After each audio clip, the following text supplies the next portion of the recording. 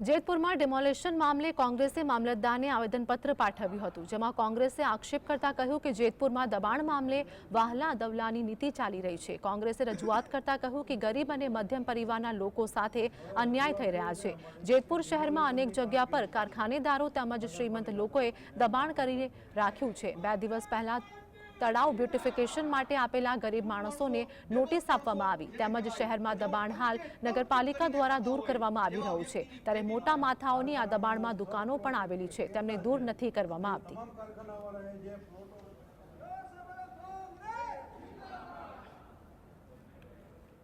આવેદન આપેલ છે કે અત્યારે દબાણ દૂર કરવાની કામગીરી હાલે, તેમાં વાલા દવલા નીતિ હાલે છે, જેમાં નાના લોકોના મકાન પાડવાની અને નોટિસો આપેલ છે અને પાડવાની કામગીરી ચાલુ છે।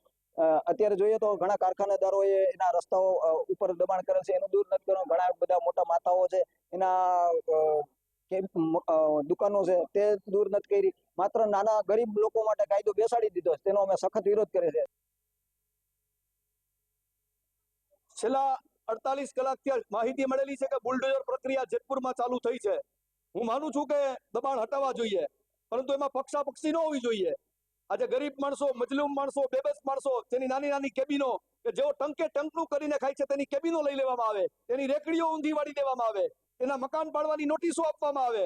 ત્યારે હું કહેવા માંગુ છું સરકારશ્રીને કે જે ભારતીય જનતા પાર્ટીના આક્ષેપ કરું છું નામજોગ, કે ભારતીય જનતા પાર્ટીના બગલ બચ્ચાઓએ જે કારખાના પાસે દબાણ કર્યા છે એને પેલા દૂર કરો, જે શ્રીમંત માણસો દબાણ કરે છે એને દૂર કરો।